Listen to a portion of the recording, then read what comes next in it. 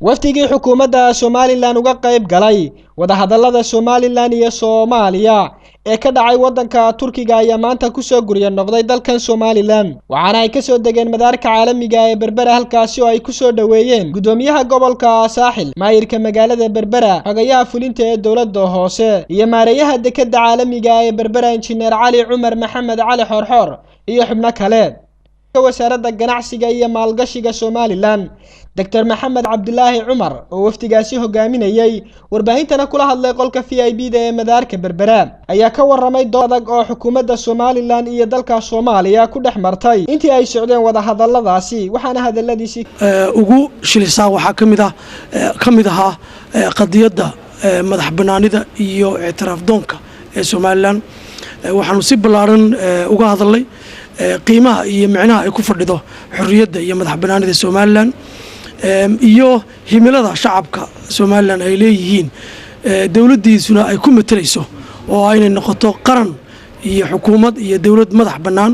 oo xubin buuxda ka noqota ee beesha caalamka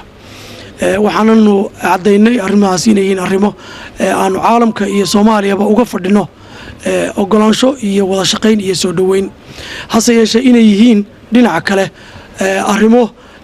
qarankan uu goostay oo aan talo iyo gorgortan cid kale aan laga gelinayn kamidka wasaaradda ganacsiga iyo maalgashiga ee Somaliland Dr. Maxamed Cabdulaahi Cumar ayaa ka waramay qodobada shirkaasi ka soo baxay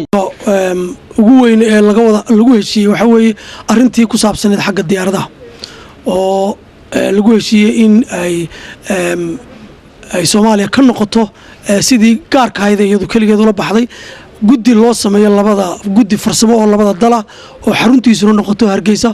oo hawada ka wada hawlgala sidii loo wada maamuli lahaa isla markaana guddigaasi waxa loo xil saaray in ay ka soo fikiraan nidaamka ay labada dal